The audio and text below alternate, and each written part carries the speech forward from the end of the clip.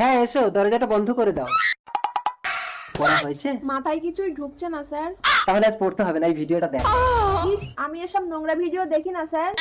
আরে এগুলো নোংরা ভিডিও তোকে কে বলেছে? এগুলো দেখলে ব্রেন ভালো হয়, দেখতে সুন্দর হয়।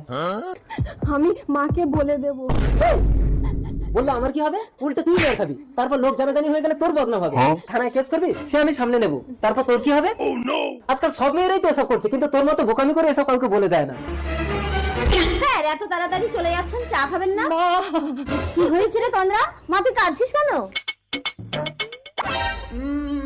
কি সর্বনাশ হলো আমার। এই কি হয়েছে, তোমরা মা মেয়ে কাঁদছো কেন? তুমি মেয়ের জন্য ঘরে মাস্টার রেখেছো, দেখো মেয়ের কি অবস্থা। তন্দ্রা, তন্দ্রা। তুমি দরজা খোল।